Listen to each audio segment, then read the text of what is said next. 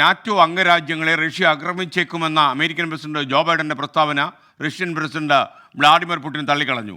ബൈഡന്റെ പ്രസ്താവന ശുദ്ധ അസംബന്ധമാണെന്നും പുടിൻ പ്രതികരിച്ചു.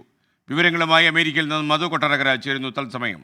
മധു, ഗുഡ് മോർണിംഗ്. ഏത് സാഹചര്യത്തിലാണ് ജോ ബൈഡന്റെ ഈ പ്രഖ്യാപനം വന്നത്? അതിനുശേഷം പുടിൻ തള്ളിക്കളയുന്നത് എന്ത് ന്യായീകരണത്തിലും? Good morning SK.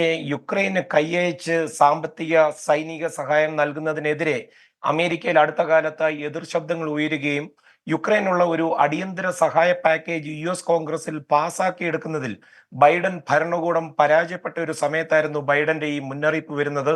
യുക്രൈനിൽ റഷ്യ വിജയിക്കുകയാണെങ്കിൽ നാറ്റോ സഖ്യകക്ഷികളിൽ ആരെങ്കിലും ആയിരിക്കും പുടിൻ അടുത്ത ലക്ഷ്യം വെക്കുക എന്നൊരു മുന്നറിയിപ്പ് ബൈഡൻ US കോൺഗ്രസിന് നൽകിയിരുന്നു. എന്നാൽ ഇന്നലെ റഷ്യൻ പ്രസിഡന്റ് വ്ളാദിമിർ പുടിൻ ബൈഡന്റെ ഈ ആരോപണം തള്ളിക്കളഞ്ഞിരിക്കുകയാണ്. ബൈഡൻ പറയുന്നത് മുഴുവൻ ശുദ്ധ അസംബന്ധമാണെന്നാണ് പുടിൻ പറയുന്നത്.